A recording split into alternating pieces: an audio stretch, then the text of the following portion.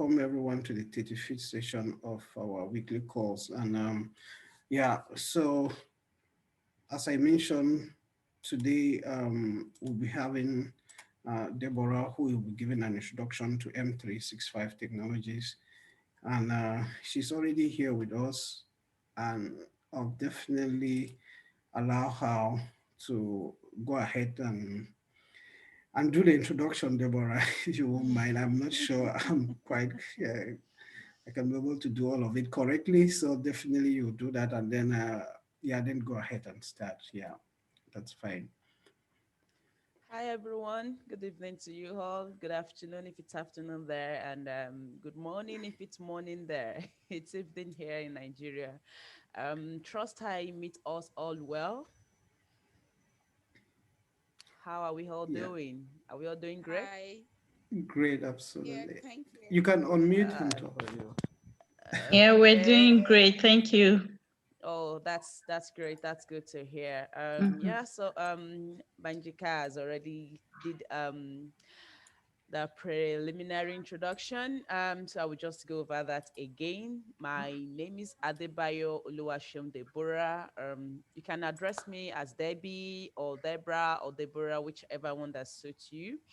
So I appreciate the platform and Banjika. I also appreciate Dr. Sheehan, Dr. Gabriel for giving me the opportunity to be here and to share my knowledge on M365 with us all.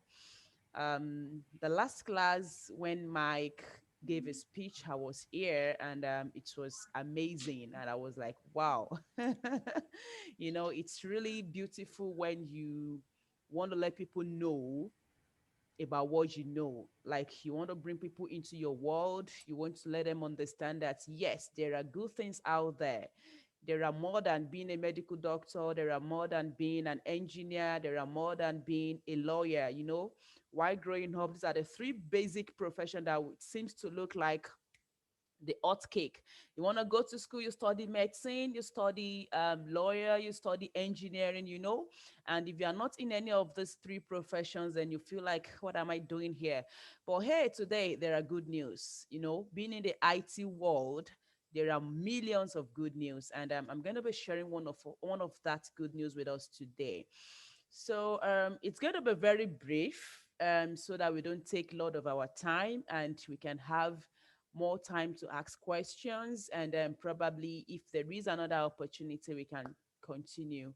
So I'm just going to talk about M365.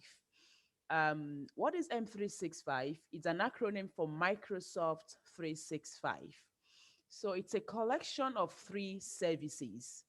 That's Office 365, Windows 10 Pro, and Enterprise Mobility Services, Security Services. We also have Office 365. The Office 365 is just an extract of the M365. So when you have the M365, you have opportunity to services for more security, like your enterprise mobility. You can bring in your Intune. So I'm not going to go too technical so that I don't confuse us. I will just talk about the technologies that are in M365. So I'm going to start with Exchange. So before I go further, I would like to ask us, how many of us here have been using email services? Any one of us? Be it Outlook or maybe your phone mail. How many of us uses email services, even like Gmail, I think Zoho, some other email services? Do we?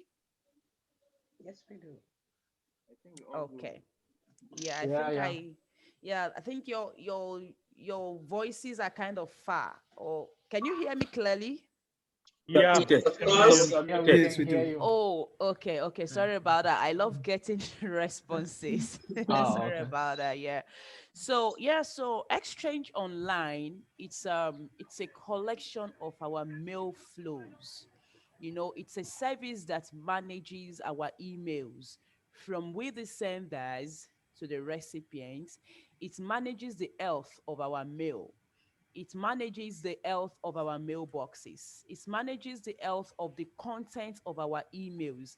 Most times, maybe when you receive emails that are filtered as spam, maybe there are some attachments that are included in your mails that could harm your computer or that could harm some other content.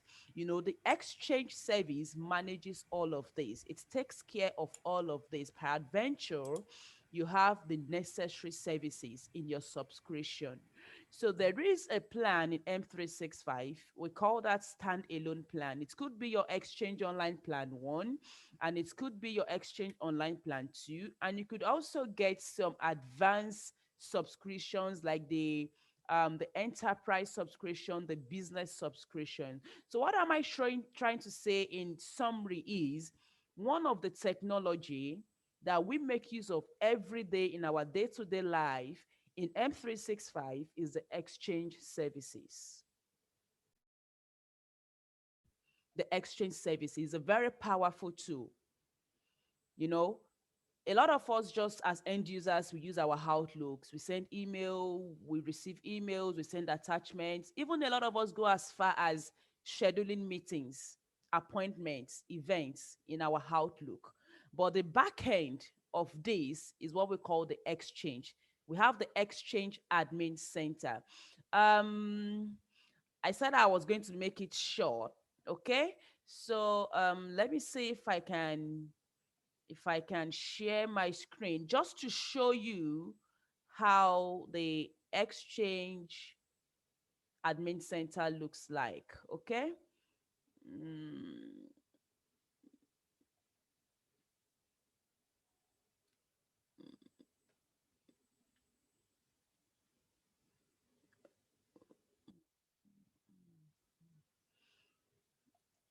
Okay, so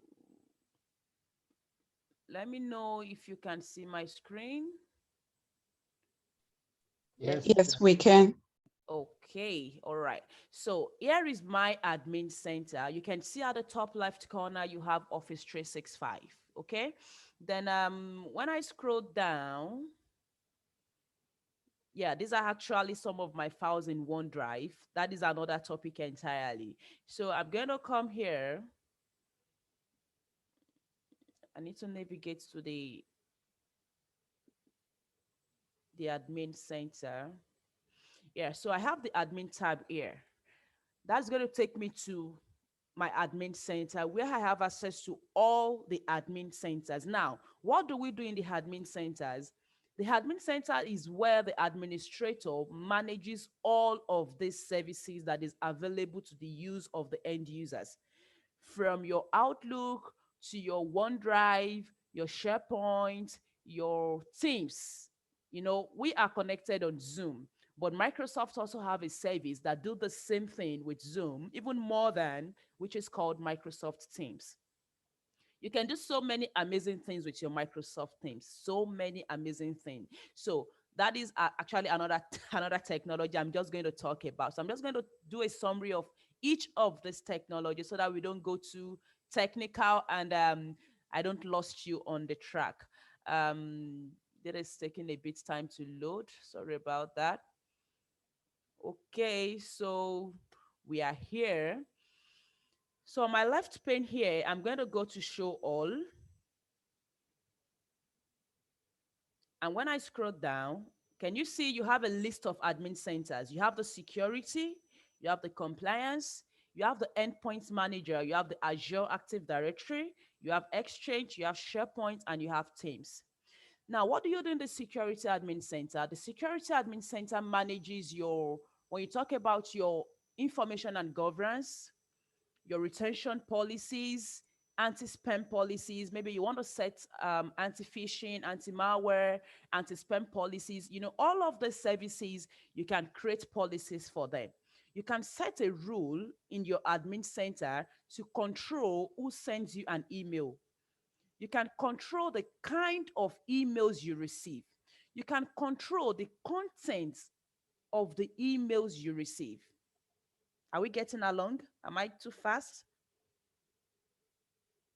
Yeah, we No, are I can. following. We are Okay. following. Yeah. All right. So The same with the compliance center. The compliance center manages compliance for your organization. Maybe you want to set some compliance rules concerning devices that connect to your organization resources. So here is the admin center where you control that. Now, the third admin center is the endpoint manager. We call it the Intune admin center. Now, what do you do here? This is where you control all the devices that are connected directly or indirectly to your organization resources. Now, take for example, if the PC I'm using currently is my organization PC, there must have been a lot of softwares that would have been installed on this PC from my organization. My organization can see every click I make on my computer. They can control and they can restrict what I install on my computer. They can control what sites I can access on my computer. They can control how many devices I can connect to the organization websites or resources. So when we talk about Intune, we talk about your mobile devices, your mobile phone, your desktop, how you integrate all these to your organization resources. Now, if by any chance maybe there was an incident and then you misplace your mobile phone that has your organization resources, for security reason, all of this information can be wiped off from your device before the third party have access to it. Now, these are all the things that are done in the endpoint management admin center. Now, when we go to the Azure Active Directory, it's a different world on its own. I say a different world because in there you have some other activities. Now, it's like I used to recommend, let's say it's just like the foundation. Everything that happens in the Microsoft 365 admin center have their foundation in the Azure Active Directory, except for Exchange, SharePoint, and Teams. Right from the security compliance endpoint, creating of user accounts, managing of user licenses, all of these have their foundation in the Azure Active Directory. That is like the basis. And in the Azure Active Directory, you can create your virtual machines. You can create resources. However, you need to have an active subscription to connect to all of this.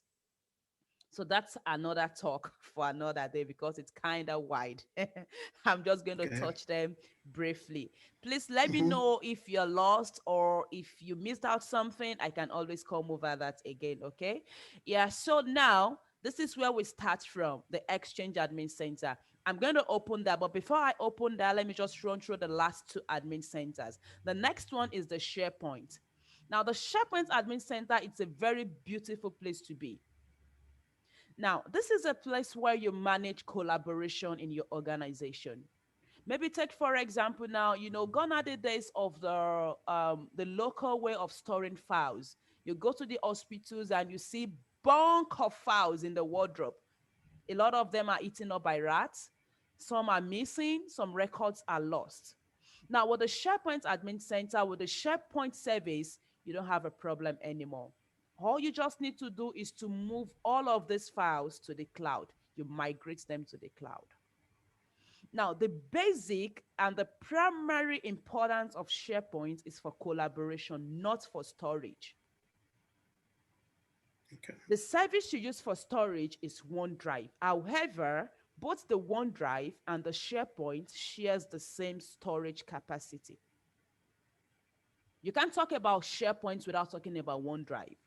You can't talk about OneDrive without talking about SharePoint. If there's an issue with SharePoint you're troubleshooting, you troubleshoot with OneDrive.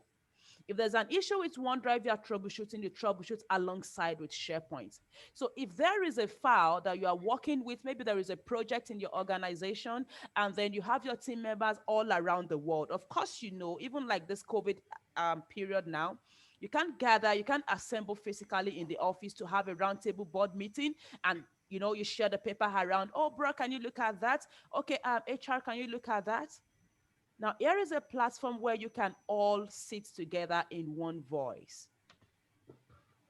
in your SharePoint service, we have a file. Maybe take, for example, you have a file you're working on, and just a single file. We've gathered members of the organization, maybe just 10 of us are working on that project. It is so flexible that we can all make changes, we can all make updates on that particular file at the same time.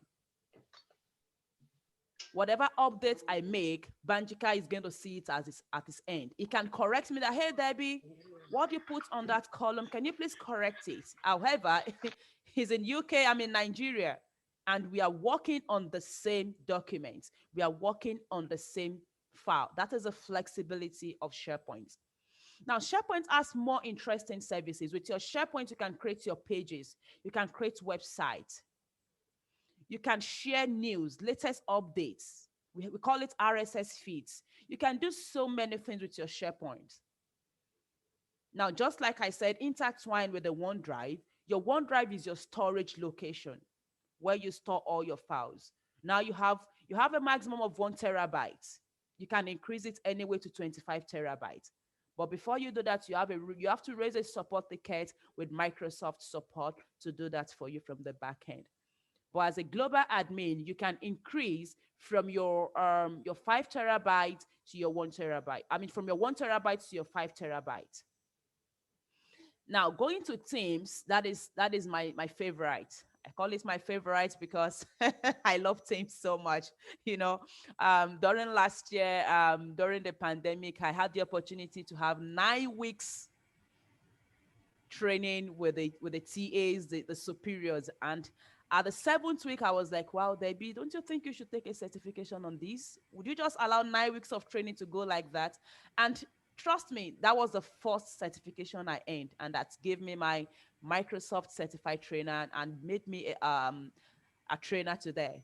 I so much love Teams, although Teams could be complicated, trust me. You could have some issues in Teams that could make you go crazy, you know, but trust me, it's a very interesting tool. With your Teams, you can have your video calls. I think it can accommodate up to about more than 250 attendees at a time. You can have live events. You can schedule your webinars with your Teams. You can do video calls, voice calls, you know, just name it. You can have auto attendance, call queue. You know, this is what we call an auto attendance. You know, there are a lot of organizations have it today. You call their office number and it routes you to some other offices. Okay, maybe if you want to speak with sales, press 1. You want to speak with finance, press 2. You want to speak with accountants, press 3. All of these are configured from the back end, Microsoft Teams Admin Center. We call it auto attendance. There is also a service for call queue. When you dial an office number and it's placed you on the queue, we have different queue services. You can have a Teams phone number to yourself, a user number. Just like you have your service provider number, maybe you use MTN, you use Airtel. These are the services we use in Nigeria, Glo, and all of that. You can also have a service number. Maybe you want to schedule a meeting and a conference call. You want somebody to dial into the meeting with a conference bridge number. It could be toll free, it could be toll. You know, these are all the beautiful services you have in Teams. Now, going back to our Exchange Admin Center. I think just to emphasize, Deborah, the essence for those following up again is the reason for one of the reasons, I mean, there could be many, for your presentation is to also let people know that even when you have cloud skills and you get on and start working, you need different set of tools. And this is one of those that, that is used quite often. And Yes. right. So I'm just trying to help those listening to also see how this is in that direction. Exactly. Yeah. So they don't get lost. Yes. So just like Banjika have said, just like I mentioned in the beginning, you know, we have about 6, 7, 8 technologies in M365, but you don't need to be a jack of all. You can just decide to be an Exchange administrator. You can decide to be a Teams administrator. You can decide to focus on SharePoint. You can decide to focus on just the Office 365 admin itself. You don't have to know everything. Just one of it, it's okay for you to make it in life. You know, but the most important thing is your interest. How much interested are you in building your career in cloud technologies? Because the most amazing thing is being a cloud expert. It's a how do I want to put that? It's a career that has come to stay. It's not going anywhere. Be it AWS, be it Google, be it Microsoft, whichever of these organizations you want to work with. Being a cloud expert is an opportunity that have come to stay. Now it is left to you to now sit and think that, okay, which path do you want to follow? Are you going the way of AWS? Are you going the way of Microsoft? Are you going the way of Google? Now, in these three basic organizations, they have tools they work with. They have technologies they work with. Now, this is what we are bringing to you to let you know what these technologies are, what you can do with these technologies, how you can use these technologies. Then you pick your interest in which technology you think you want to work with, and you begin to develop your careers in it. There are a lot of certifications in Exchange, also in Teams, and just name it, a lot of certifications. Are we here with me? Yeah. I don't, Deborah, you want to take questions as we go along or at the Of course, end? yes, sure. Okay, I see Dr. Vero, you have your hand up. Please go ahead. Okay, please. Hi, Deborah. Hi. Good evening. Yeah, hello. Good evening. Yeah. So if I understand well, so for Microsoft 365, one can focus on knowing Microsoft 365 and again, how do you say, specialize in, let's say, working only as an administrator for teams for an organization, or is my understanding Yes, right? you're very correct. You're very correct. You don't have to be an admin for all these technologies. Just like you see the sections in the Office 365 Admin Center, we have each admin center. In fact, you can decide to be a security admin center only, administrator only, and you study everything that has to do with security. There are security and compliance certifications. Okay. So for example, You don't have to go into Exchange, you don't have to go into Teams, you don't have to go into SharePoint. Your focus is security. so meaning, for example, at my workplace, we use OneDrive, we use SharePoint, we use Teams. I use all those. I mean, as a user, I'm not at the back end. So what you're saying is, for an organization, you could have someone, let's say, who is employed to only work on Teams. Perfect. For that organization. Perfect. Okay. Yes. You know, the reason for this is each of this technology are broad. They are very wide. They're very wide.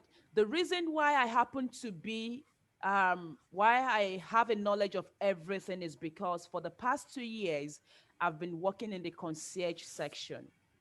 Now, in concierge section, we work with all technologies. So this gave me the opportunity to know about all of this. At the moment, I have my certification as a Teams administrator. I have my certification as an enterprise administrator. I have my certification in Intune. That's the endpoint manager administrator. I was able to do this because I have worked with all these technologies.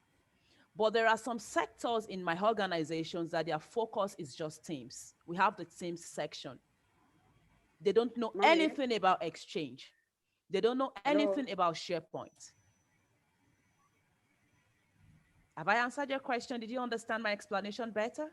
Yes, I understood, Deborah. So, so is this organization like Microsoft, or is just that they are using Microsoft Cloud?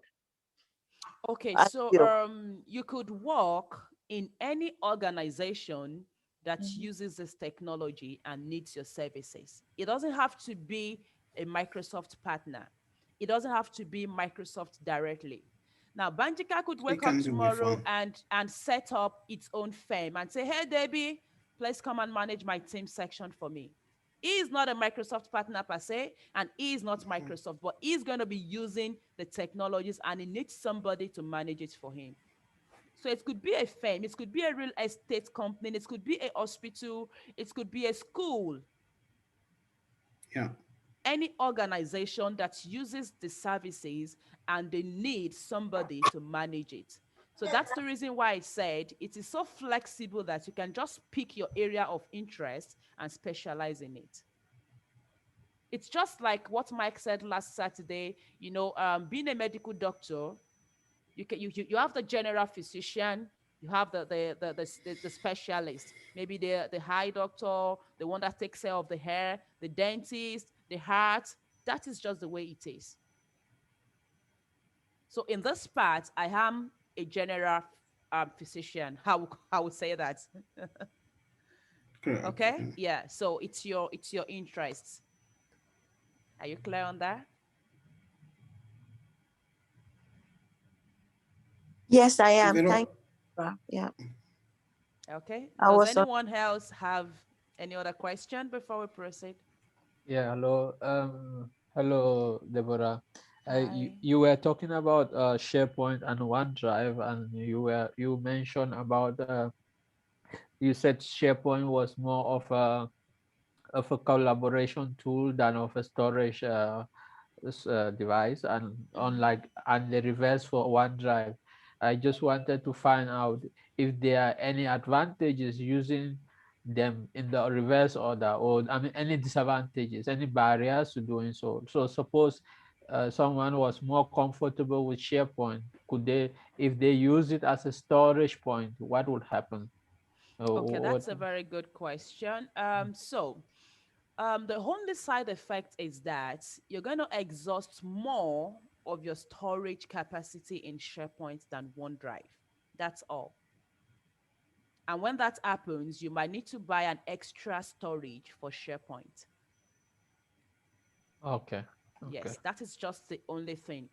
There is no side effect, no side effects. But the Okay. only thing is that, the reason why I mentioned that was files that you collaborate on with your colleagues. You can have them on your SharePoint for easy access.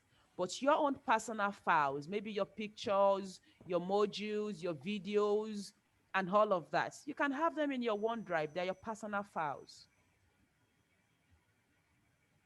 Do you Okay. Thank understand you. that? Yeah. Yes, you're Thank welcome. you. Do we have any other question? Deborah, me again. Oh, you, So is it you're good. so is it possible then that one could, for example, not necessarily have the whole, like, all these SharePoint, Windows, Microsoft 365, and the other things that come with Microsoft 365?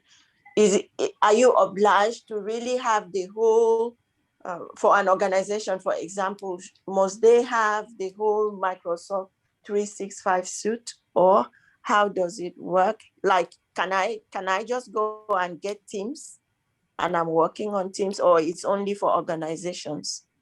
Okay, so on that aspect, what you're talking about has to do with subscription. So for a start, and let me say for a user, for an organization, it is recommended that you have the complete suite, irrespective of the technology you want to work with or that you want to specialize on. Now, you need a complete package to give you access to what you need. Now, some organizations will tell you that, okay, I just want this user to have access to only emails. And they go ahead and purchase Exchange Online Plan 1. That's a standalone. So the only service of M365 that user consume is the Exchange service. Okay. Yes, but there are just very few of this that has a standalone service. Teams does not have standalone. So for Teams, you must have You the need a complete package. M365 suite. Yes, you need a Yes. complete package. Just last year, Microsoft released the Teams Exploratory. It is a free license for 1 year for the purpose of the COVID-19. Now, the Teams Exploratory has about 19 services, which Exchange is inclusive.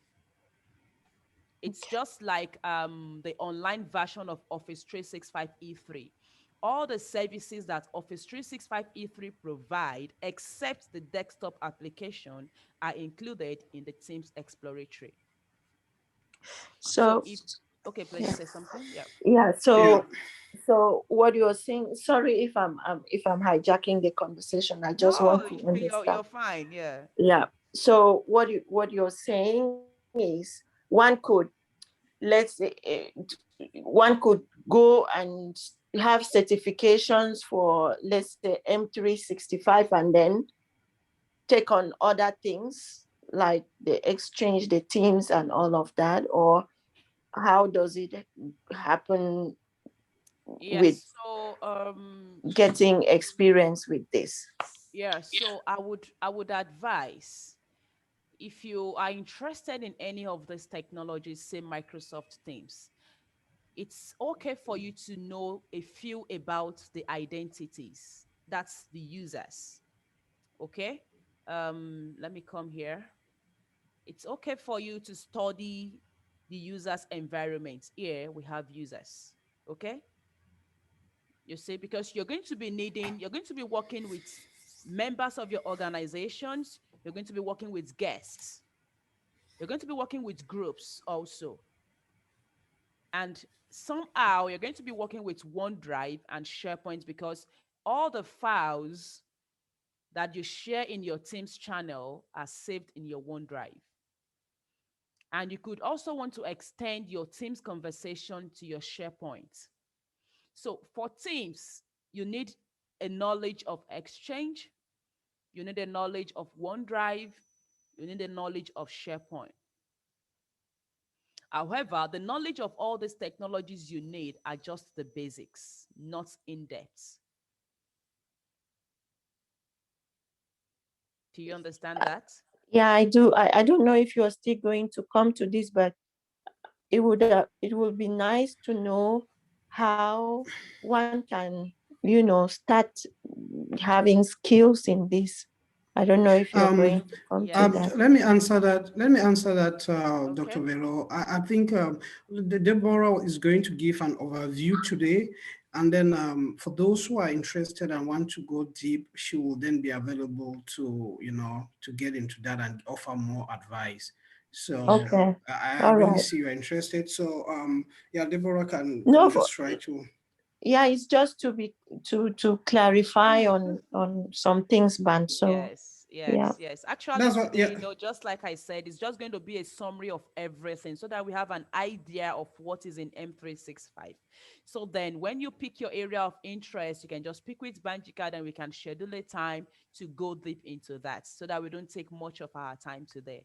It's Okay. actually a wide environment, of course, yes. There are a lot of basics, because if you are going into this, the first thing you start with is identity. You want to know who is in your organization, and the place of identity cuts across users, Azure, just basics of all of this before you go deep into what you want to specialize on. It's interesting and very easy to achieve.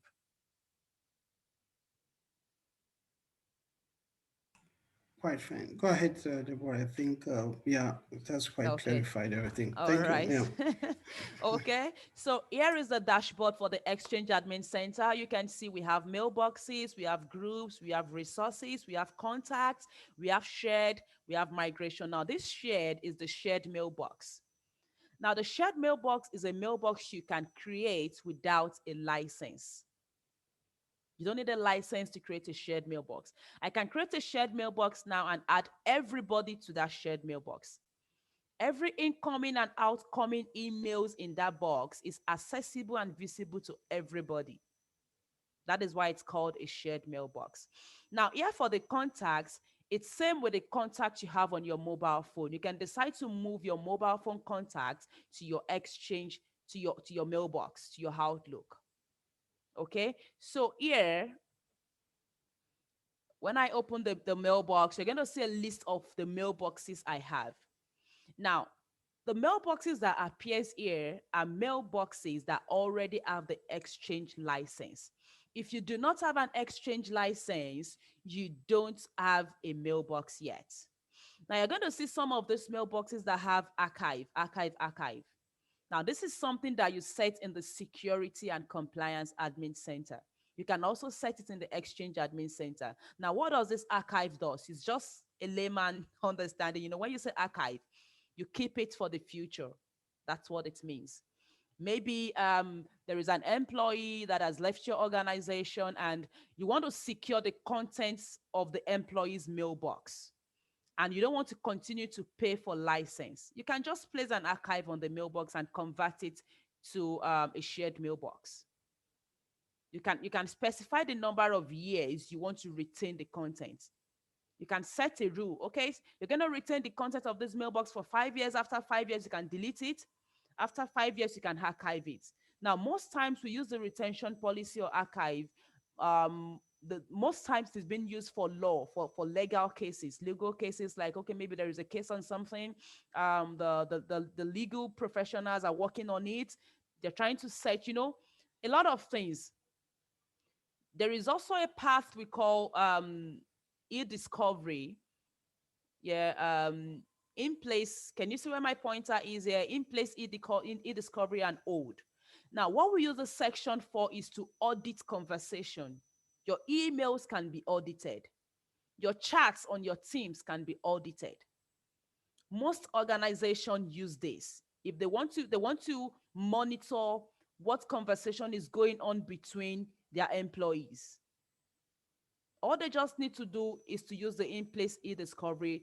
They do an e-case search. They can search, just search for a word. Maybe they want to know who is using some foul languages, or maybe someone is stressing one another, or something is going on.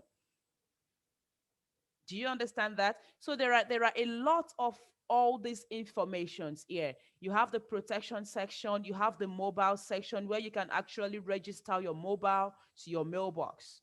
You can determine which mobile device have access to your mailbox, have access to your Outlook. You can quarantine a mobile device. Maybe you suspect that a mobile device somewhere it's doing something fishy about your Outlook. You quarantine the device and it doesn't have access to your mails.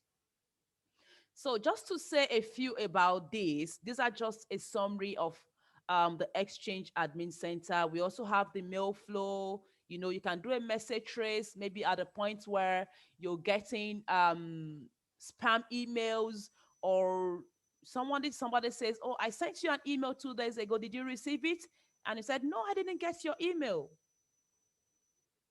Or you send an email to someone and the recipient did not receive it, or you're suspecting some things about the emails you receive in your inbox, you can do a message trace just for you to audit the email to know exactly what is happening. You can also set rules for how your emails flow from your end to the recipient's end and vice versa. So I'm going to stop here for Exchange for now. Yeah, we have the new Exchange Admin Center. I really don't really like using it anyway. I love using the classic because that has more, it has more content. This is just, it's still in the rollout phase anyways. So quick one before I stop for today. Or Banjika, how many minutes do I have left? You still got some time, at least Okay. 20 more minutes to go. So yeah, feel free and continue if you still have more. All Yeah. right. Okay. Mhm, So quick one then. Let me rush to SharePoint before I go to Teams. So mhm. I'm just going to show you how you can collaborate on your SharePoint, how you can share your files among your colleagues, how you can share your files with an external user. That's somebody that is outside of your organization. You want to share a document, you want to share a file, you want them to make some changes. It's something similar to the Google Docs. I think am I correct? Like you share Yeah, file with your Google OneDrive. Drive, yes, and you Mhm. give the person an editor permission Um, or a view, yeah, something similar to that. Sorry about my network today. It's rained heavily here, and in Nigeria here, when it's rained like that, they dry their cables. Okay, nice I one. was just kidding. Mm, That's I Nigeria for you. know. Okay. So anytime Yeah, it rains, it's really crazy with networks. It's really very crazy. yeah. Uh, so while we wait for that, any question, let's accommodate questions, let's ask questions, even on what I've not mentioned that you've had before, or something you've come across on the website, online, in a group, on LinkedIn, something you've heard of. Feel free to ask your questions, okay? I have a Uh, question. Please go ahead. Okay.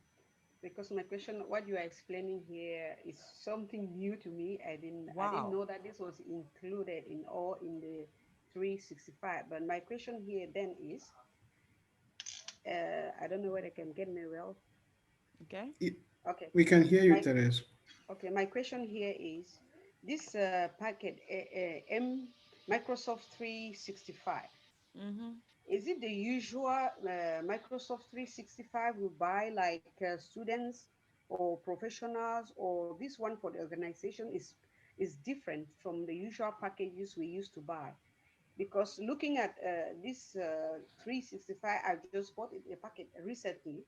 It includes a lot of things, but when I'm going to it, like you were explaining, I did not find the admin button. Does it mean that that one is more to organizations than individuals? That's the question I had there. Sorry. Thank Okay, you. so yes. Now it's the same. However, we have two packages.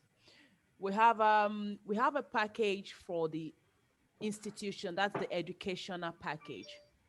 It's quite similar to this, but adds some different things when it comes to teams. You have a section for assignments, for the lecturer, for the student. But your question, talking about the admin tab now, regular users don't have access to the admin centers. Your account is just created. Okay, let me just quickly do this. Your account is just created as a regular user. Can you still see my screen? Yes, I do. Now, take for example, I want to create an account for you in my organization, and then I do first name, that's Terezi, right? Yes, Let me yes, just call that tests, okay? yes, yes, Now, your display name is going to be what is going to display in my organization. I can call that Terezi test. And for the username, I can make that Terezi, right? Now, yes, I can decide to automatically create a password or allow the password to set. Now, when you yes, go to next, here, assign a license, yes, 2525. Okay, let me see. Oh, okay, I can give you an Office 365 E5 license. Then I go to next. Now, here is where we're talking about. Um, Now, did you see the section roles? yes, Now, the role I give to you here is what determine what and what you can access with the Office 365 services. yes, So if I create your account without any role, it means you are a regular user. The only thing you're going to have access to is going to be all of these, let me see. So it's going to be all of these services except the admin. You won't have access to the admin environment. You're not going to see the admin tab when you log in. yes, Okay, and also the availability of all these services depends on the subscription you have. If you have the full package subscription starting from the business standard, the business essential, now the business essential provides only the web services. It doesn't allow you to install. Now what do I mean by install is when I click on here, let me see, need to move these. Okay, can you still see my screen, right? So yes, I do. take for example, if I had the business essential subscription and I come here, I click on that drop down, I go to view accounts. So there is a section there that allows you to install this Office application to your desktop. For the Business Essential, the service is not there. It does Okay. not include the desktop services. You can only have access to all your services online. But if you have a business standard at minimum, business standard, all the enterprise versions like the E1, E3, E5, you have access to the desktop environment. You can install Office on your desktop. Now I come to Office apps.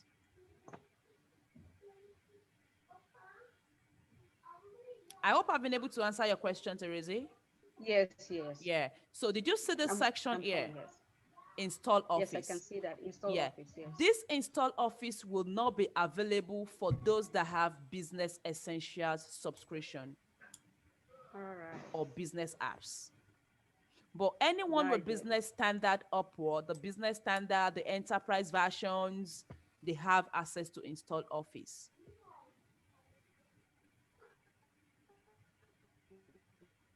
Any other question? Now I get it. Oh, sorry, Thank I you very think much. I mistakenly stopped sharing screen. No, I think Yes. the question. Yeah, okay, yep. So any other question from anyone?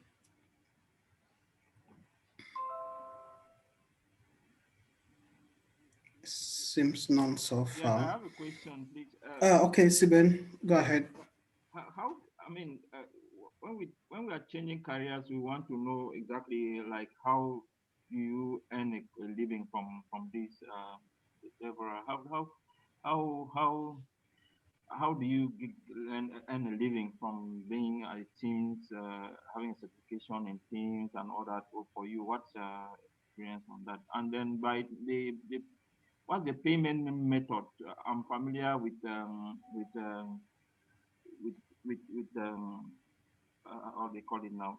But how do you build? How does the billing come in? Like is it like pay on a pay as you go, the same like all the other cloud, is same, or it's upfront payments with Azure? Okay. Yep. So I'm gonna start from your last question. So we have different payment services in Office 365. So the pay-as-you-go method applies to Azure and slightly applies to O365 also. I use the word slightly because there is a little difference. Now in Azure, you can decide to, in Azure, once you turn off some services you are not using, your bills does not read. You only make payments for the storage area where you have the environment. But in O365, you can control what you pay by what you subscribe for. Now, take for example, if I purchase an Office 365 Business Essential, maybe that's around $7 per user. And I know that the only service I need is just the email service. Okay? Yes. Now, normally I should have just gone for the Exchange Online Plan 1 or Plan 2, which is around $4 per user per month. But if I go for the Business Essential and the only service I'm using is the email, I'm going to be paying the $7 monthly because the system does not know if you are not using other services. Does that answer your question? Yes, I think you don't. Yes. So that is how it works with Office 365. It's a little bit different from the Azure environment. So now the advice is you only get a subscription that you know that, okay, maybe if the subscription is offering 10 services, you're going to be consuming at least 7 or 8 of the services. Okay? Then talking about career-wise, I must tell you it's an amazing career. Yes. Fortunately for me, I have been working with an organization. I've not been working independently, but I'm looking forward to working independently. being a full-time trainer. And do you know what? You might not even be a trainer. You might not go in the part of training. You might just go in the part of, okay, I want to be a Teams administrator. That is my profession. That is my area of specialization. You name your price to whatever organization that is ready to hire you. It is not, the beautiful thing is the way things are going now, people make use more of all these services. And everybody wants one or two of them in their organization. Now, if you hire me now and say, okay, Deborah, I want you to come and manage my organization as a Teams administrator, and I ask you, how much are you willing to offer? You want me to work remotely or you want me to come down to your country? And he said, oh, okay, you can work remotely. How many hours do I work per day? Then I will tell you my price. Okay, you pay me $100 per hour. And you say, oh, Deborah, my organization is still very small. We are just coming up. Okay, I can pay you this.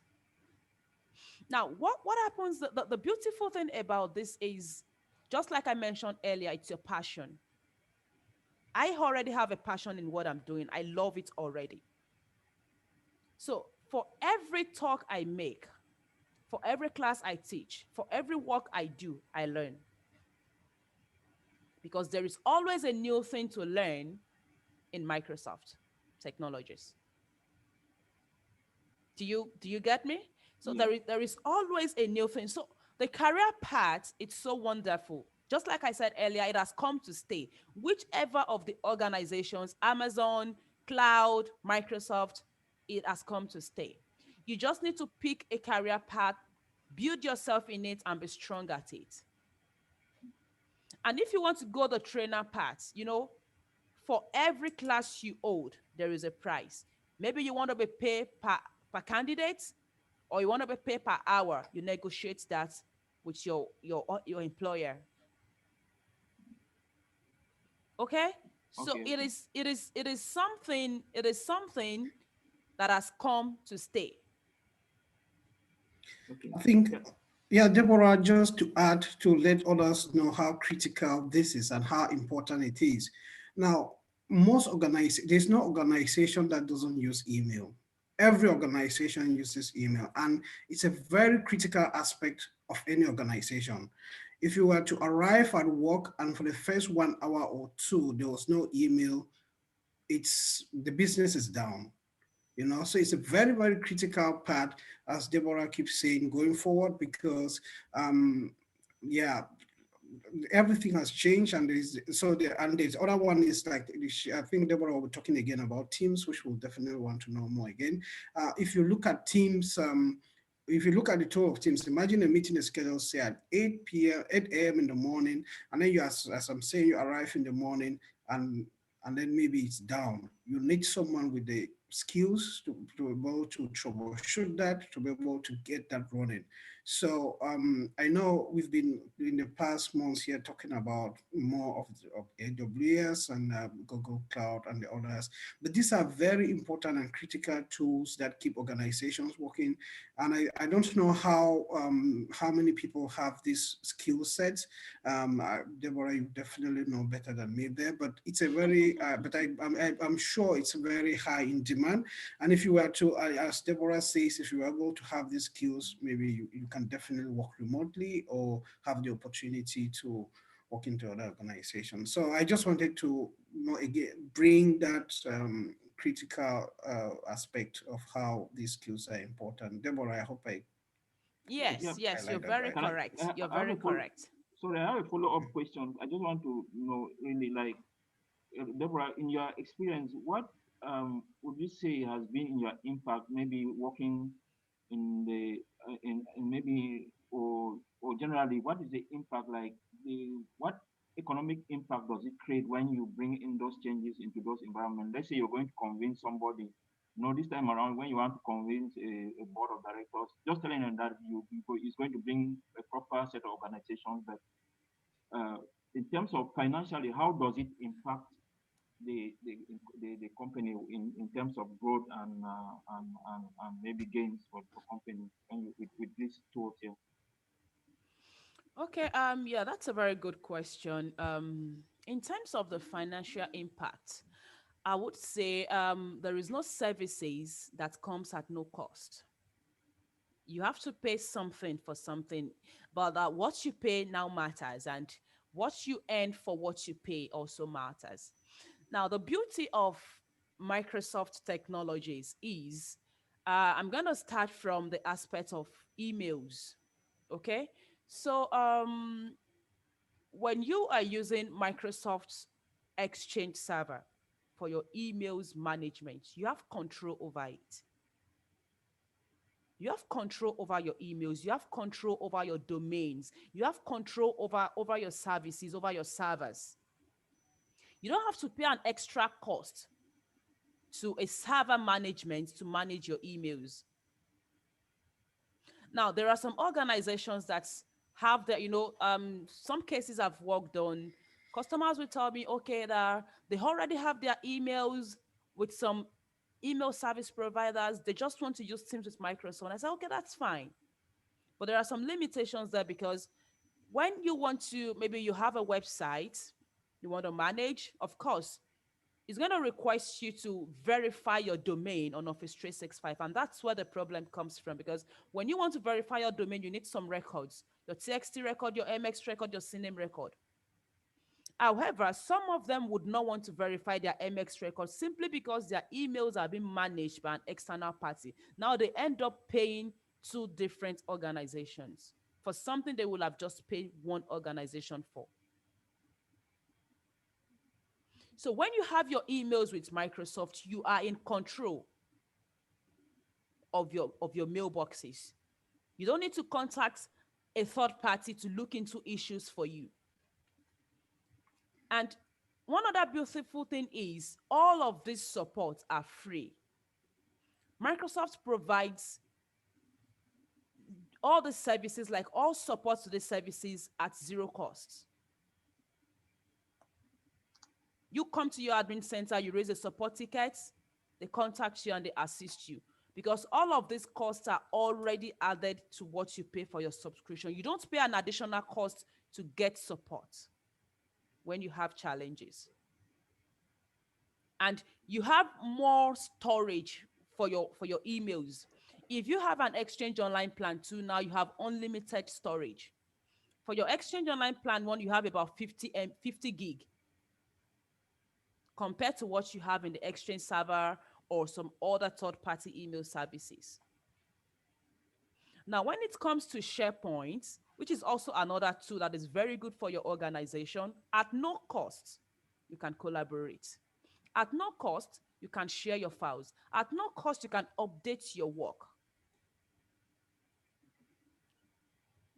All of these technologies helps you to work remotely seamlessly without stress. You don't have to be in the office physically. With the technologies, with the right use of the technologies, you're good to go. Also with your Teams. Now, the beautiful thing about Teams is, there is something we call direct routing. Direct routing, when you go into direct routing, that's when you want to bring in your PBX phones, like your external phone system, you want to bring it into Teams. Now, for those that are not using Microsoft Teams numbers, those that are using external phone system services, they know how much they pay for SBCs and for all of that. But with your Microsoft Teams, what you just need to do for you to have an auto attendance system in your organization or a call queue is just a phone system virtual license, which is less than $10. And if you want to have a user number, then you can get that user a business voice. And with the business voice also, it comes with a communication credit. I think for US is 1,200. That is given free every month. However, if you exhaust that, you can then buy an extra, just like the way you recharge your mobile phone. So all of this, now it will be configured based on what the organization wants. They don't work the same for all organizations. The way I configure Teams for my organization might not be the way I'm going to configure it for Banjika or yourself. So there's a flexibility of configuration. And also in the security aspect, you don't have to pay an extra cost to protect your data. So all of these things are market areas. They are places of interest. And for the fact that it gives you the flexibility to do your things at your pace. And if maybe accidentally you don't remember and your subscription expires, you have an extra 30 days to continue using the service before you can renew it. So there are a lot of benefits. It depends on what you want and how you want to configure it. Then we tell you, okay, this is how we do it. This is what you gain from this. These are the benefits. Am I able to answer your question, Teofil? Yes, ma'am. Thank you very much, sir. Any other question there, Madam Therese?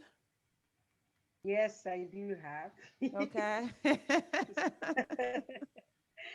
Sorry, it's still on the storage when you talk of the drive. Okay. And the drive have to share with, let me see again, what is the endpoint? Let me do a mistake there. Okay, my question is there a maximum capacity of storage? Or is just that as you use and go, the storage increases on its own, or does it increase with the cost? I mean, on the drive as well as on the, is that endpoint? Okay, that's for the OneDrive, right? For the one fun drive and is that endpoint? The Yes. SharePoint. SharePoint, sorry. Yes. Okay, so for the OneDrive, okay, let me get you okay, this is the OneDrive Admin Center here. You can see the OneDrive Admin Center, it's connected to the SharePoint Admin Center. So we have the sharing policies. Let me go to active site. So for the OneDrive, when you subscribe, you have a 1 terabyte storage capacity for your OneDrive. Okay, so when you exhaust the 1 terabyte, your admin can increase it to 5 terabytes for you. Okay, now when you use up to 90% of that 5 terabytes, then you contact Microsoft support to increase it to 25 terabytes for you at no cost. However, you must be a user of an eligible subscription, which could be either of the enterprise subscription. Okay, now for the SharePoint, as you can see at the top right here, I've just used 113 MB out of my 2.22 terabytes. Now, this is the storage capacity for my entire SharePoint site. So once I exhaust these, I need to pay for a standalone SharePoint storage. Okay. Do you understand that? Yes, I get that now. Yeah. This is So you can slight create numerous sites. And that's the reason why I said it's recommended to have just your shared information in your SharePoint and have your personal information in your OneDrive. Okay. Thank you. I think it's clear. My pleasure. So just a quick one here. So these are the list of the active sites I have. You can also make a site a hub of another site. When we say a hub, that's from one site, you can connect to another site. You don't need to sign out of that site to go to another site. That's what we call an hub. So that's going to be a talk for another day. So when we come to sharing here, this is where you can control how documents are being shared. in your SharePoint in your organization.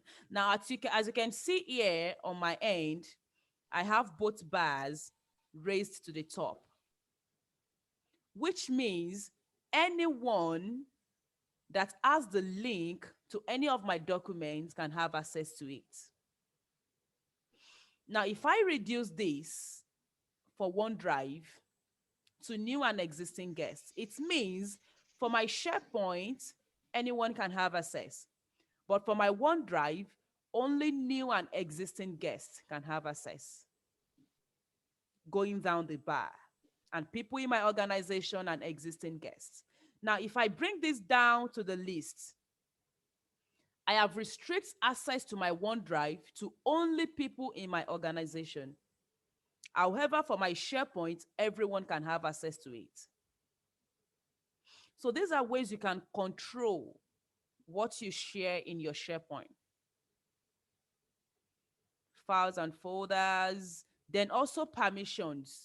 You can give permissions to your files. You can give permissions to folders. Can you see that both the files and the folders, they have different permission level, which means it's possible you have a different permission to a file shared with you and a different permission to a folder shared with you, irrespective of being it's the same person that has shared it with you.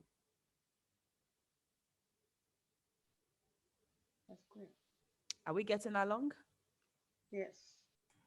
Yeah. So that's that for this section. And quick one to the OneDrive Admin Center. So also, there is a 30 days time. Now, what I mean by that is if maybe by mistakenly you delete some of your files in your OneDrive, you have the file saved for another 30 days before it's going to be totally deleted. You know, so let me come to storage here. So can you see my default storage for my OneDrive? That's 1 terabyte. Yes. So I can also control how many days I retain my files after a user is marked for deletion. I can control how many days I want the files to retain. Okay, so now this is the default 1 terabyte. If I exhaust this 1 terabyte, I can increase it to 5 terabytes. And when the 5 terabyte is exhausted, then I can increase to 25 terabytes. Now the increment is done from the Home Admin Center.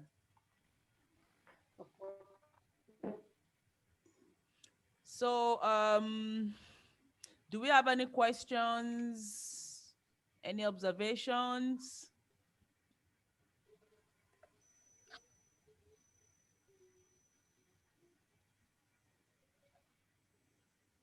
Hello, good evening. Good evening. Yeah, please, I have a question. Please go ahead, sir. Yeah, I want to know the difference between the M365 and the O365. Okay, that's a beautiful question. So the O365 does not have the enterprise mobility security service. And it does not have the Windows 10 Pro service. However, the M365 is a combination of these 3 services: the Office 365, the EMS, and the Windows 10 Pro. Okay. Yes. Okay, so what are actually the system requirements for the M365? There is no system requirement. It's just your preference. It's what you think you need. Okay. Yes. If you need okay, that'll be all. if you need the enterprise mobility service, yes. However, if you have the O365 and you think along the line you want to manage your mobile devices, you need the Intune services, you can purchase the standalone EMS subscription. There is a standalone EMS subscription that you can purchase, and also purchase the Windows 10 Pro subscription if you think you need them. All right. Yes. Out of curiosity, I would like to know if the M365 actually provides a free install for Windows 10. Yes, the M365 does. All right. Thank you. Thank you. Yeah, my pleasure. You're welcome. Any other question?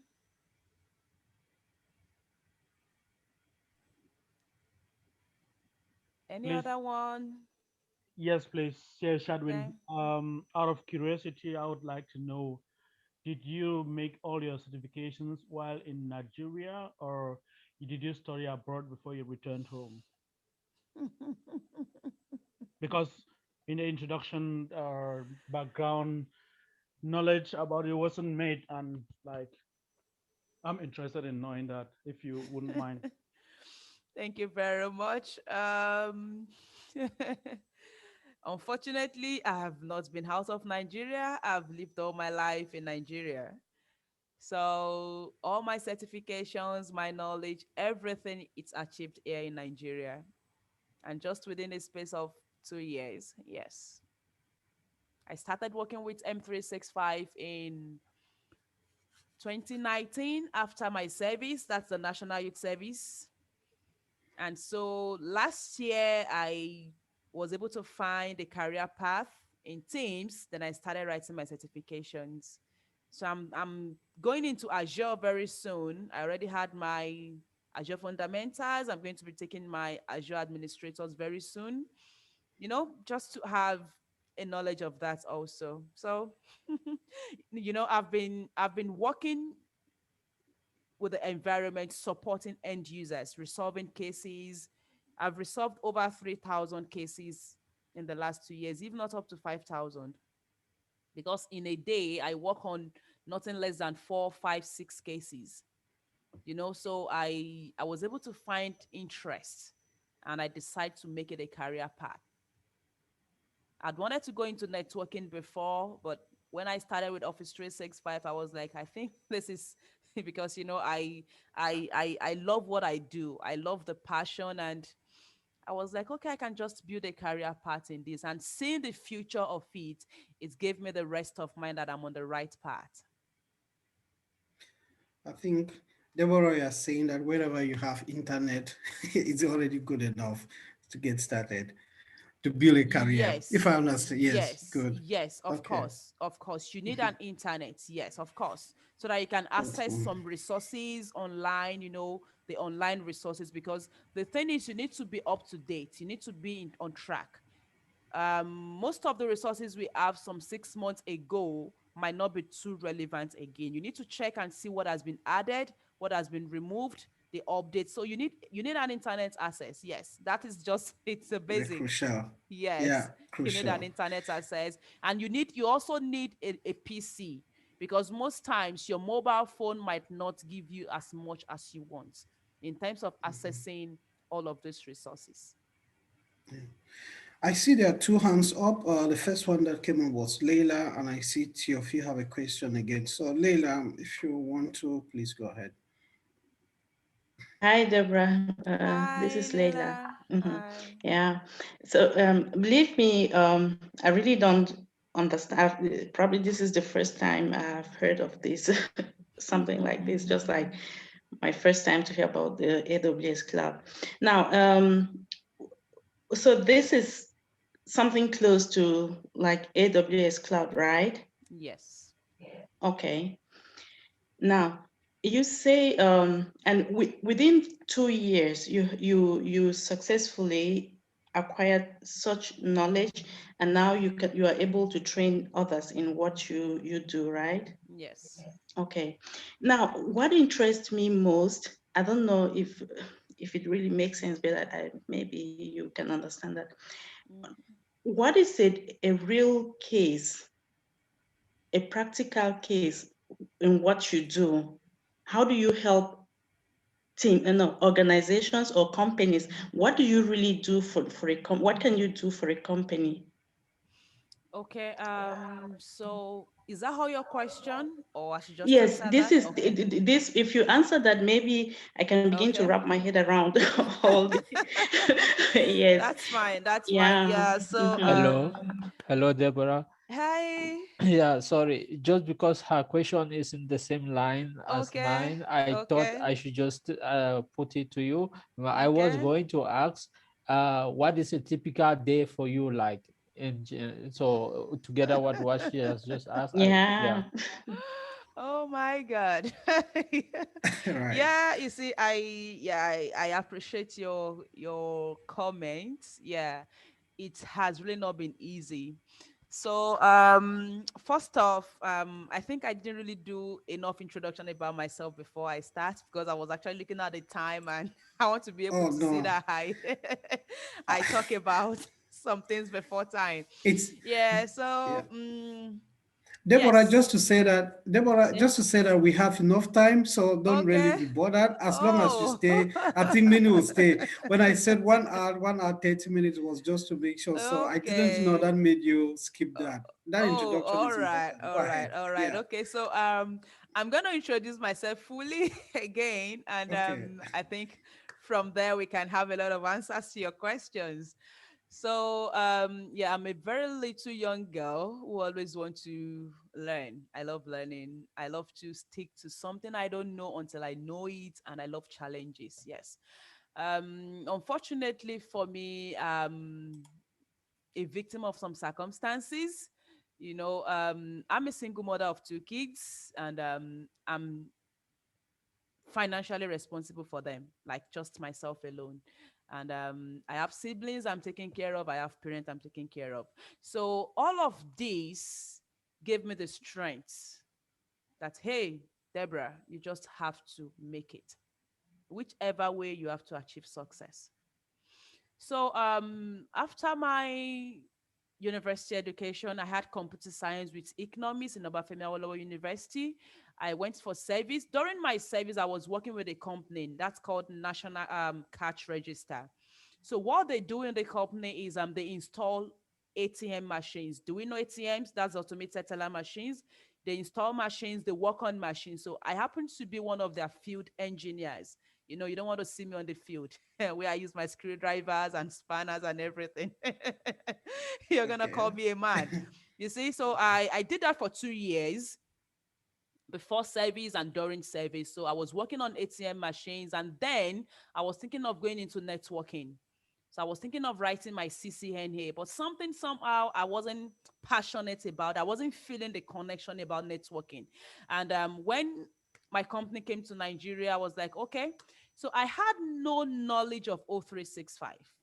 No When you say knowledge. your company, which company is that? That's Tech Expert. Okay, it's good. it's one of the Microsoft partners, just like you have Upworks, you have Gigmos, and Okay. some other partners like that. Yes. So I had no knowledge of O365. So I was thinking it was going to be something different. But when we got to the interview, I was like, okay, what do you know about this? What do you know about this? I had to take my phone, just do some research, do some learnings, and I was like, let me just go for the interview. I should pass it. And then I went for the interview, and yes, I was called to resume. And we had 4 weeks training. But trust me, the training was just 0.001% of the real life business. 0.001%. Just for you to know that the training has no impact on the job itself. But it's got us prepared. Like, okay, like the emotions, the mental stability, and all of that. So it's a customer care job with a technical support. So we do the two together. We work round the clock. At the moment now, I work 3 to 12. Okay. So my first case I could remember, for the first 2 months, I was working on OneDrive, and that's make me an expert in OneDrive. For the first 2 months, all the cases that comes to me are OneDrive cases. And after that, I was having a mix of OneDrive and Outlook. And then I was having SharePoint, I was having Teams, and then I was having Active Directory. At first, when I started having Active Directory cases, I always cry, like, how do I resolve these cases? And we don't work with Nigerian customers. We work with international customers. We support customers from the US, from the UK, from India, from Australia, from all over.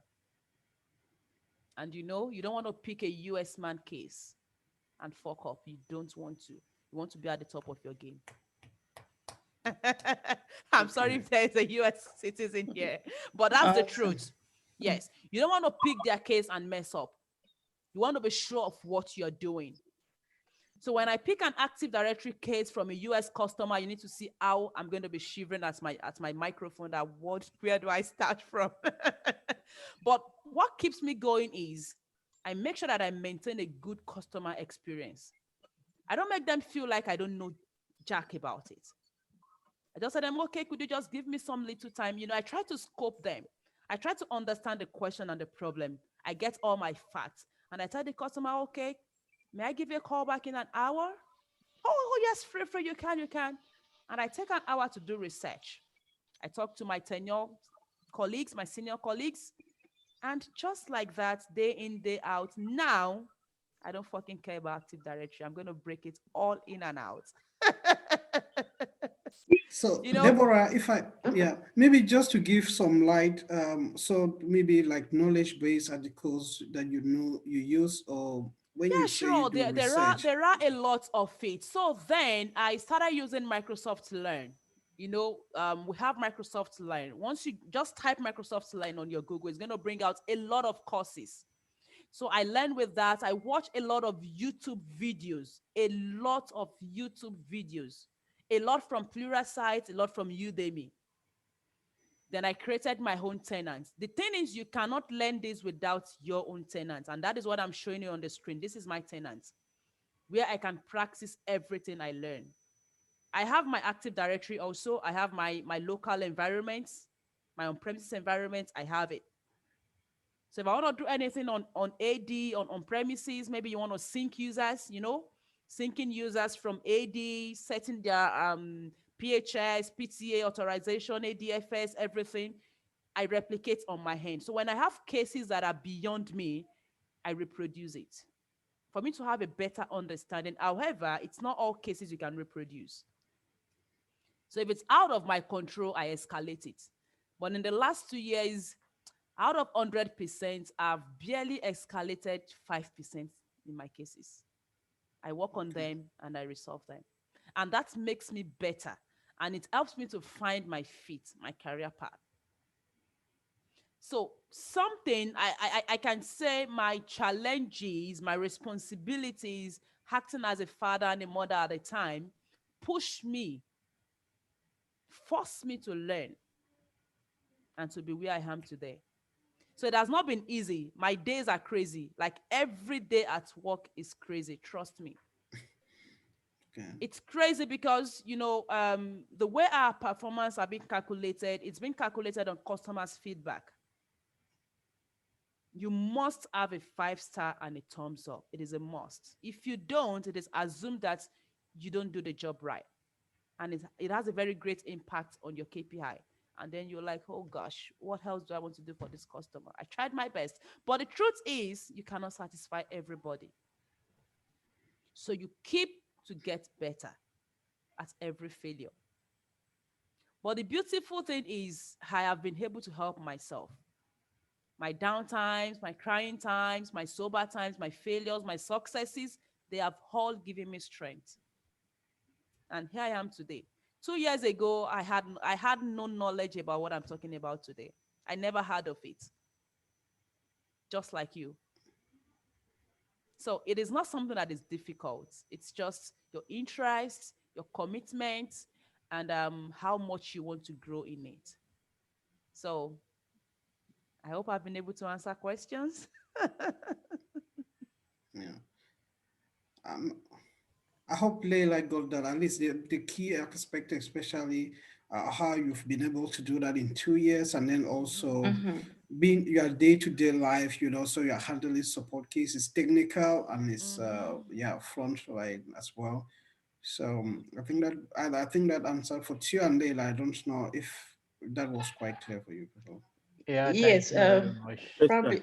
Yeah, probably the next time you come up or as a follow-up, probably one will be interested to know a starting point, right? Okay, that's Yes, fine. Yeah, that's yeah, fine.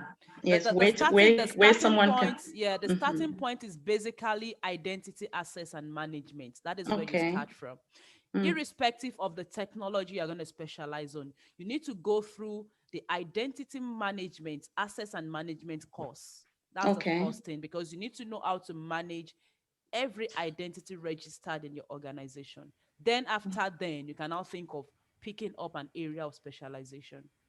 Okay, Deborah. Yes. Thank you so much. My pleasure. How long do you think it may take to learn the identity and management? A Or how maximum long of did it take you to learn it? Let me put it that way. you know, the truth is I'm still learning. But that particular aspect to take you to the level that the recommended level. Yes. Yeah, on the recommended level, it depends on how fast you learn. For me, I would recommend 4 weeks. However, you can learn it in 2 days. I would But recommend 4 weeks so that you can have a deep understanding, including labs. I don't like taking classes in rush, because one thing about O365 is when you miss a step, you're coming back to it. So you don't miss any step for free. You are still coming back to it. So why not take your time to learn that step at that stage before you move to the next stage? one last one for me. How relevant was your background in your degree in computer sciences in learning this course? Hmm, Talking about the relevance, Nigerian universities, you go to school, you graduate, and when you're out of school, you pick it's a different ball game. But I think in my part three, I was going into something about web design, where I worked about 3 to 6 months on HTML and CSS. Although I'm not using that at the moment, but those are areas where I've been picking up interest about cloud environment. And basically, I would not say there is too much of relevance, because then and there we do a lot of theory, you know, and the little practicals we do are not really connected to what I'm doing at the moment. Yes, they are not connected, because maybe some of them have been using O365, but it wasn't something that was integrated into the school curriculum as a course. Because even when COVID started, I called one of my lecturers and I was like, okay, do you want me to come and train you on Teams so that you can use this to deliver classes? And he was like, okay, we'll talk about that. So it's not connected. What I learned in school, the path I followed in school, has no connection in what I'm doing now. Yes, because in school I studied computer science and economics, more of theory. Yeah, more of theory. I think in my part five, we did something about data analysis, Gantt chart, and all of that. But I'm not even using any one of them now. But I think there is a service in Microsoft that talks about Gantt chart. That should be the CRM, the dynamics. But I don't work with dynamics, so I've not been using any of it. But I think one thing you captured there, which I think everyone can also take home, is you use a lot of YouTube and you use a lot of Google. So there is Yes, information at our reach for those who there have is. internet. Yeah, yeah. There is information for those who have internet. Yes, a lot of information on Pluralsight, on YouTube, on Udemy, a lot of resources, a lot of resources. But you need to make sure that you're ready. So you have your own environment. When you learn, you practice. When you learn, you practice. That is how it's take. And it might not be enough if you don't have a real life case to treat. Yes, I think that's helped me a lot, because my study pattern is, I don't like reading or studying when I don't have an environment to practice what I'm doing. So you should have an environment to practice. You can just create your tenant. You can create a tenant for free. I think there's a 30 days free trial. You can just get maybe a very affordable subscription after 30 days to renew your tenancy, just for the purpose of replicating what you're learning. And when you have a job role that requires that, then you are good to go.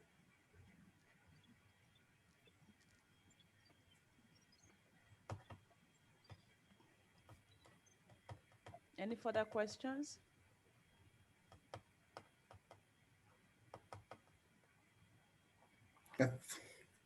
I don't see any hands up. Um, were you still going to talk about Teams? I don't see any hands up at the moment.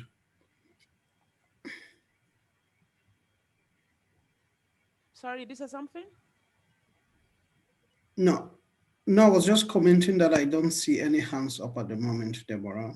Okay, okay, okay. Yeah. All right. So just a quick look into the Teams admin center. So here is the Teams admin center here. Can we also see my screen? Yes, I can see. Yes. All Mhm. right, Cool. okay. Yes. So this is where you manage every activities in the Teams end user. Okay, so here you can manage your teams, you can create your teams, you can create channels, you can talk about your team's templates policy. I think these two are new features. The team template and team policies are new features. So that's why it said you have to keep yourself updated. So also you have the section for devices where you can control what you do on your device from your team's admin center. You have well, you really don't need this because it's not likely you work with these. So majorly, this is more or less like the major aspects that I've seen that is really the major aspect in Teams, the phone numbers. So you're gonna see a list of phone numbers here. Some are user numbers and some are service numbers. So the user numbers are personal numbers. I think that is loading. Okay. And the service numbers are organization numbers, like numbers you can assign to your auto attendants, numbers you can assign to your call queue. Let me show you how the auto attendant looks like so that you can relate it with your day-to-day activities. Um, resource account. Okay.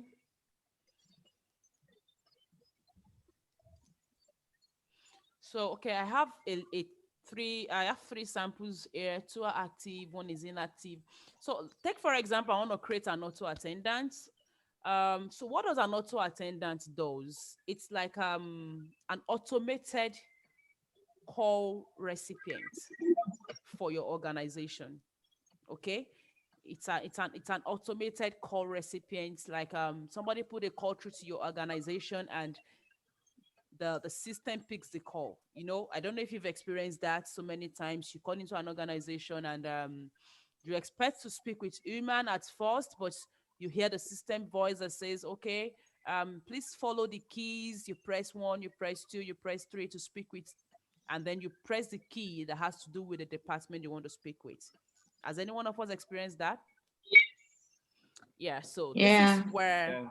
this is where we configured that. So I call these tests, and now operator, you can see this lets you set up a person in your organization to answer calls. So you can assign this resource. We call it a resource.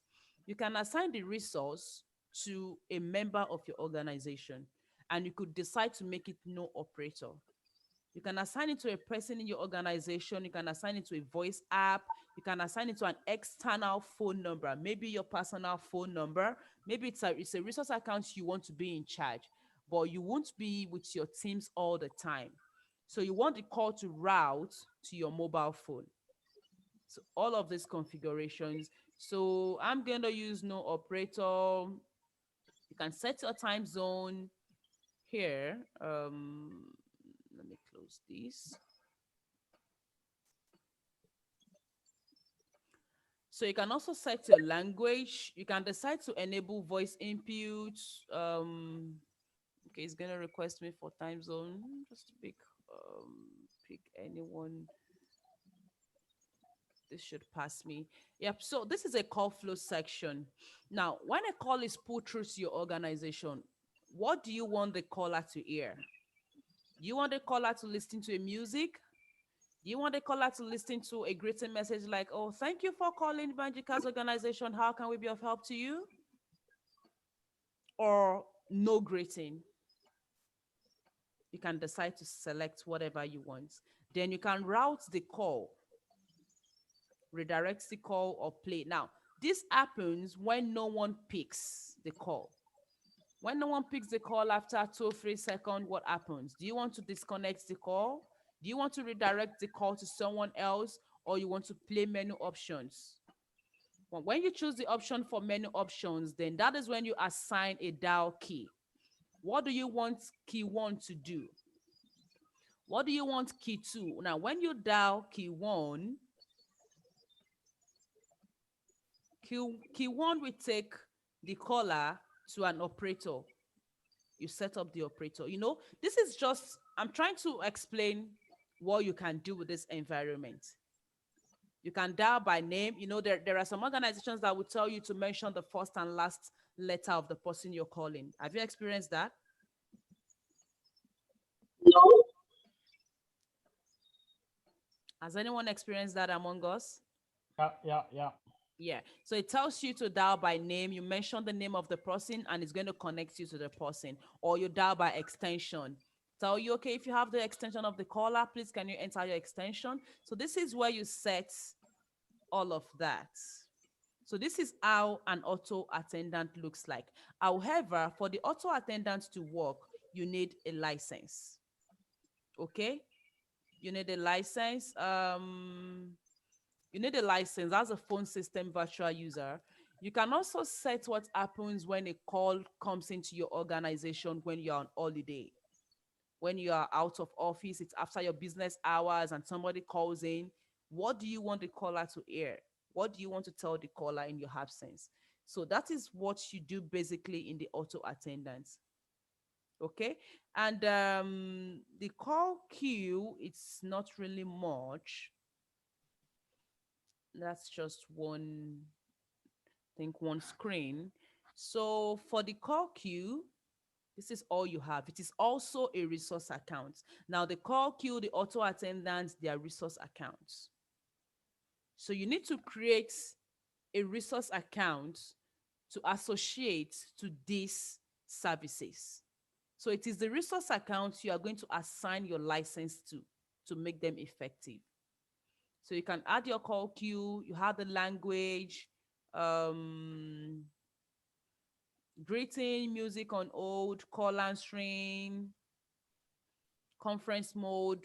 Now, here we have a routing method. We call this attendant routing, serial routing, round robin, longest I do. Now, this is more or less a method used in call centers. Maybe you want to call your network provider. Maybe, I don't know if you use MTN over there or Airtel. Now, when you call a support center, you know, you're going to stay on queue for maybe 30 minutes, an hour. Do you experience that? And there's a voice that will be telling you, all of our agents are currently busy. Please stay on the line. Now, that's a call queue. Now, if the organization sets the routing method to be attendant routing, then it goes to whosoever that is available at the time to pick the call. If it is a serial routing, then it is that, okay, client A, maybe it's the user A that picks your call. If user A is currently on call, the call goes to user B, to user C. It goes in serial, like in order. And also for a round robin, it picks at random. And for the longest I do, the next call goes to the agent that has not worked in a long time. Maybe the agent has been in idle for about 5 to 10 minutes. So these are the routing method you can actually set. You can configure for your Okay. call routing. So that's the difference between the call queue and the auto attendant. Do we Interesting. have any question to that?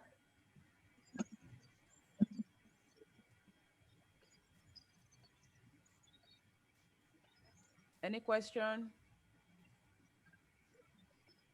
No, no, I don't have. Quite interesting feature. Yeah, quite Yeah. interesting. Mhm. And for the direct routing, this is where you bring in your SBC, that's your PBX phone system. Maybe you have an on-premises phone system you're using that you want to integrate to Teams. You use a direct routing services whereby your phone system is connected to a different service. However, you also have it connected to Teams. So it's also a different feature. And there is also what we call ports. You can also port a number to Teams. Maybe take, for example, there is a number your organization has been using before, and you don't want to change that number so that you don't lose your clients. We have a service, we call them PTN. So what they do is they're going to port the number to Teams for you, and then you continue using that same number for whichever either auto attendant or call queue in your Microsoft Teams. So I'm not going to go further so that we Yeah. don't get we don't get confused. And also the last one, call quality dashboard. You can also audit your calls. You can know how your call quality is. Maybe you have meetings in Teams. You want to know the quality of every caller. You want to know the quality of the calls. You want to analyze maybe along the line, one of your members or one of the attendees is having issues with a call on Teams. You can analyze it. But all of these are done by the administrator, and end user don't have access to it. Okay? Yeah. So I think we are good for today, but we can ask questions if we have more.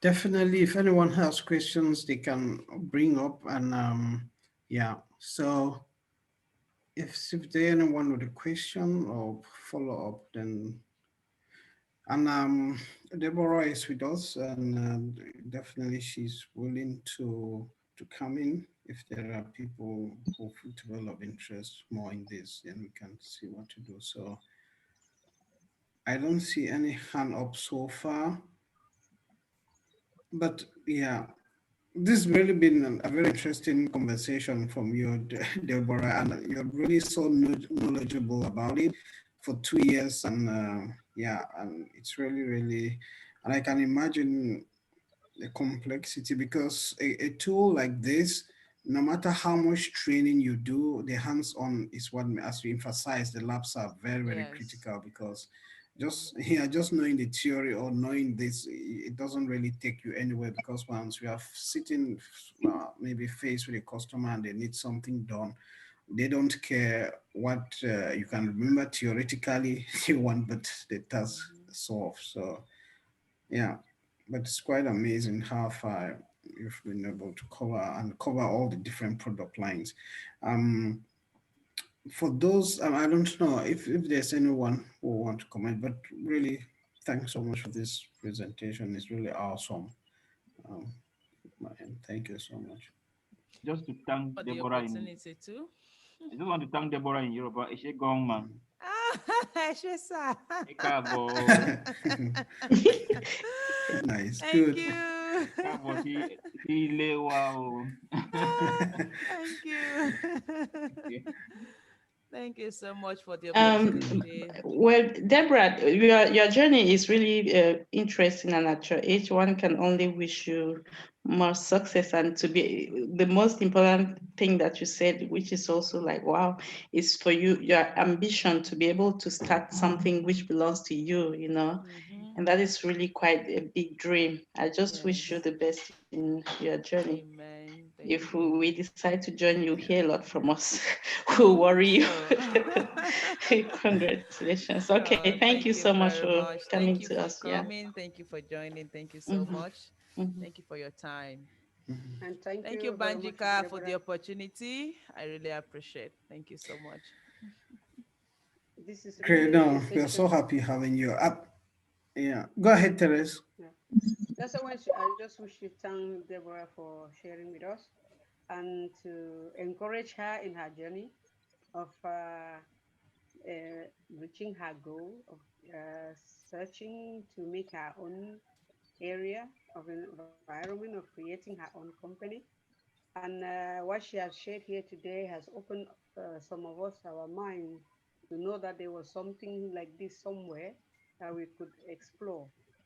And we are still going to go to explore that. Thank you very much. Yeah, Deborah, we can't hear you again. I don't know if you're on mute. Oh, can you hear me? Okay. Yes. We can Oh, hear now. okay, okay. Thank you, everyone. Thank you so much. I really Yeah. appreciate your time and your contributions as well. Thank you. I'm available. Yeah. Yes, I think, I'm here. I'm here for everyone. Can just reach out to Banjika and he will reach out to me if you need any more information or you want us to have some more dedicated sessions on any of the technology you wish to know more about. Yeah, that's fine. I'm willing to Ban, come around. ban a question, please. Ban, can I? yes, sure. Go ahead. Yes, please. Sure. I Go want to ahead, ask you: is it Suleiman. possible for her to have like a Slack, um, uh, like we have those A options in the Slack Slack? channel? No, in our Slack channel there, like we have all those architects and all those, so that you can put some of those guidelines on for those who want to follow Yeah. and it will be easy for That's people. a very good. That's a good idea. Yeah, we could create an M36 Slack channel. We have a workspace. Um, Deborah, I'm sure I invited you. Did you? I don't remember, but I think I did. If I didn't, I'll do that. And Okay. yeah, for why? Yeah, for sure, we can have a Slack channel and then just dedicate that to M365. For Okay. yeah, questions could start coming in, and as time goes on, we see how we can Mm-hmm. develop that. Yeah, Mm-hmm. good Mm-hmm. idea, Dr. Swen. Thanks. That's Yeah. fine. Yeah, that's a good idea. Yes. hmm hmm I think what also did was so striking about what you are doing is the fact that you can work remotely, because I think that is Yes. a dream for most people. Having more Mm-hmm. control of your life. So it's quite interesting knowing this puts you in an opportunity to do remote works. Yeah, yeah, it's Yes. good. Yeah. That's one No, of the beauty of it. You can work anywhere. You don't need to be in the physical office as far as you know what mhm, you're doing and what you want to do. yeah, Yes. good. Okay. No, again, thanks everyone for joining and listening. It's been great having you here for this evening, sharing all of this. And definitely, I'm very sure from the interest, yeah, there will be more questions coming up and maybe follow up questions. We'll be able to uh, direct that to you. And then, yeah, let's see what this brings as we go along then. Yeah, great. And also, you're free to access any of the Microsoft resources online. If there is something you come across and you doubt about it, or it's not clear enough, or you want to know more about it, yes, you can reach out. Okay, just reach out to Banjika, and then it gets across to me. Then we can talk about it. So it's a free world. The Great. resources are all over. Yes. Great, great, wonderful. Okay, I don't see any hand up. I don't see any questions. So that was it for you. And right,